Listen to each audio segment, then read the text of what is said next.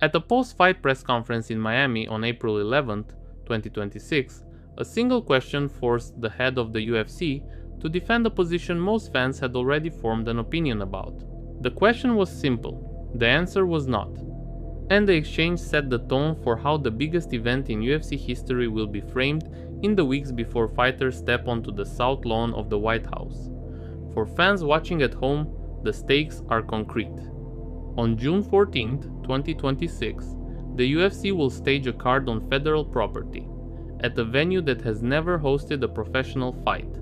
The lineup is stacked, the storylines are significant, and the man running the promotion is now publicly insisting that none of it, not the location, not the timing, not the guest list, has anything to do with politics. Whether that framing holds or collapses under scrutiny will shape how the event is remembered, how fighters are treated, and how the sport is presented to a global audience. The event is called UFC Freedom 250, also referred to as UFC White House. It is scheduled for Sunday, June 14, 2026, on the South Lawn, with the main card starting at 8 p.m. Eastern on Paramount Plus and a limited number of preliminary bouts airing on CBS. The White House is literally the unicorn of one events. We're going to be on the South Lawn. We'll have under 5,000 fans. And then the park that is connected to the White House will have 85,000 people with screens. We're doing a big stage over there. We're going to do concerts. We're literally going to take over Washington, D.C. that entire week. The weigh-ins are planned for the Lincoln Memorial. The date coincides with Flag Day, with the broader 250th anniversary celebrations of the United States and with President Donald Trump's 80th birthday. It will be the UFC's third event in Washington, D.C., and the first since UFC on ESPN. Overeem vs. Rozenstruik in December 2019. The question that sparked the controversy came from a reporter at the UFC 327 post-fight press conference. The reporter asked whether there had ever been hesitancy about holding an event at the White House, given that part of the fan base does not align with the current administration's politics. Dana White's response was immediate. "I don't think like that," he said. "Look at any of my speeches at the Republican convention. They're never political. I'm never talking about one side or the other side. This guy is a very good friend of mine and that's it. And he's a big fan of the sport." That was the core of it. A long-time personal friendship, a shared interest in the sport, and a flat denial that politics factored into the decision-making. Earlier, in the same press conference, White was asked whether he could ever have imagined holding a UFC event on the grounds of the White House. He said he had always believed in the brand and in the sport, that he thought it could be big, but that you don't think of stuff like that.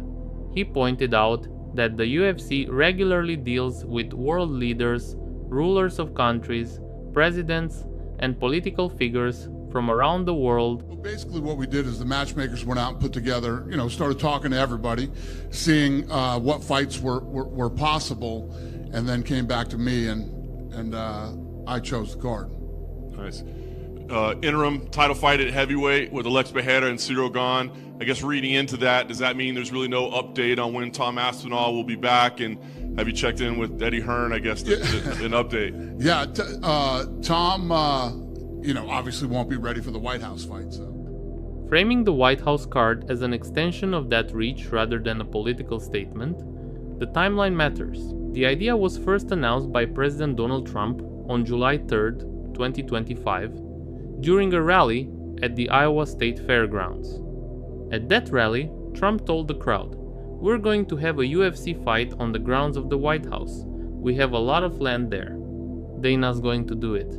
He described it as a championship fight, a full card, and said it would be part of the 250th anniversary celebration. On August 29, 2025, Dana White confirmed on social media that the event was finalized, writing that they had held a meeting at the White House and that the fight was on.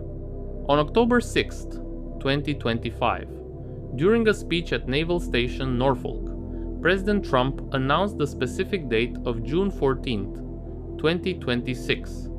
The event name, UFC Freedom 250, was formally revealed on the UFC 326 broadcast on March 7, 2026. The original framing described a card that could draw 20 to 25,000 people. That changed. In a September 11, 2025 interview, Dana White clarified that seating capacity would be under 5,000, a significant reduction driven by security concerns. The octagon, right? We're building this arch, almost like the St. Louis arch. So when we shoot this fight, this whole backdrop will be the White House. And then when the cameras move over and the fight's this way, it's all the Washington Monument. Then there's a park that's sort of connected to the White House. And we'll have 85,000 people. The fighters are gonna walk out of the Oval Office. For fans, that means the overwhelming majority of people who want to experience the event will do so through Paramount Plus and CBS, not in person. The on-site audience is not the target. The broadcast audience is. The card itself is the clearest evidence that this is not a ceremonial exhibition. It is scheduled to be headlined by a lightweight title unification bout between current champion Ilia Topuria and interim champion Justin Gaethje. The co-main event is an interim heavyweight title fight between Alex Pereira and Cyril Gane.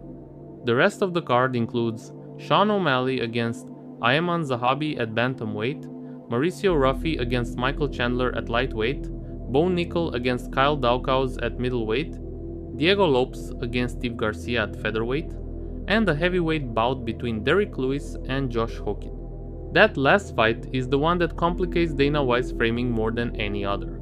At the same UFC 327 press conference, Dana White explained how it came together. He said that about an hour before the presser, President Trump leaned over to him during the event and asked why Derrick Lewis was not on the White House card. White said he told the president to hold on, stepped away, called Derrick Lewis directly, and asked him if he wanted to fight on the White House card. Lewis said yes. The bout was announced that night, pairing Lewis with Josh Hokin, who had just won his fight at UFC 327 and who entered the matchup undefeated at 9-0. The card went from 6 fights to 7 because of a single request from the sitting president, delivered cage-side, and acted on within the hour. For fans, the consequence of that sequence is straightforward. A heavyweight veteran, who was not originally part of the lineup, is now fighting on the biggest card of his life because the president asked for him by name. Whatever you believe about the politics of it, the matchmaking for the most watched UFC card in recent memory was influenced in real time by someone who is not employed by the UFC. That is a new dynamic for the sport, and it is the specific detail critics have pointed to in arguing that White's framing does not match the observable record. That record is worth laying out plainly. Dana White spoke at the 2024 Republican National Convention. He spoke at Donald Trump's post-election celebration the day after the 2024 election. He used a July 2024 appearance on the Pat McAfee show to promote the Trump campaign. Those are documented public appearances. White's position, as stated at the press conference, is that his speeches at the Republican convention were never political, and that his relationship with the president is a personal friendship extending back more than 20 years. Trump was always really good to me, and he's still really good to me. I've backed him in doing what I've done because he's a good human being. He controls the room. He has that real aura that people tell you about, and then when he walks in the room, you see it. He was super nice and definitely changed my perception of who he was going to be based on like what the media had told me for 25 years. Rooted in Trump's early support for the sport, including hosting UFC events at his Taj Mahal in Atlantic City in the early 2000s. The regulatory picture around the event is also unusual, and it has direct consequences for the fighters competing. Because the South Lawn is federal property, no state athletic commission is required to oversee the event. The UFC announced that the Association of Boxing Commissions, the ABC, will serve as an independent third party to advise on regulatory operations, including the assembly of judges, referees, and inspectors. ABC President Timothy Shipman said in a release that the UFC had requested the ABC's involvement to help ensure the event would be among the most thoroughly regulated in the history of the sport. Mark Ratner, the UFC's Vice President of Regulatory Affairs, confirmed that the District of Columbia Combat Sports Commission would not regulate the event and that the UFC was expected to self-regulate, with the D.C. Department of Parks and Recreation responsible for oversight of such events in the district. There is a complication that directly affects the fighters on the card. On March 16, 2026, the District of Columbia Combat Sports Commission announced that the outcomes of the fights at this event could not be recognized on the athletes' official records because the promotion was not going to pay a $100 permit to hold the event. For every fighter stepping onto that South Lawn, the win or loss will not appear on their official record as recognized by the D.C. Commission. A career-defining night, under the brightest lights the sport has ever seen, and the result sits outside the normal record-keeping process because of a $100 permit. Other disputes have accumulated around the card. In March 2026, at the UFC 326 post-fight press conference, Dana White stated that although there had been discussions with former two-time light heavyweight and one-time heavyweight champion John Jones, Jones was never considered as a potential headliner. What was even crazier is John Jones came out and was like, I'm in negotiations right now for the White House fight. I'm in negotiations with the UFC about this White House thing as well. After I had already sent a text to his lawyer saying, never gonna happen ever. Days later, Jones disputed that account publicly, saying he had been in negotiations with the UFC in the days leading up to the announcement, and he requested his release from the promotion.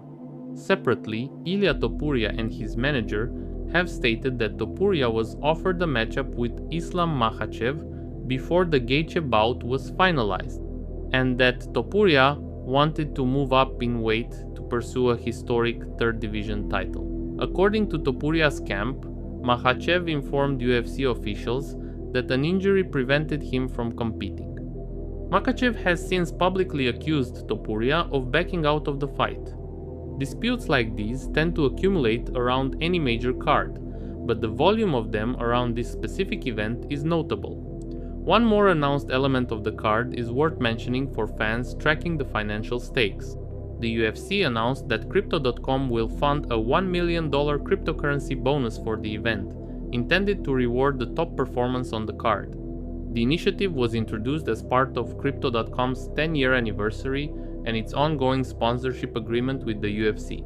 The promotion has not specified whether the award could also apply to a standout fight rather than a single top performance.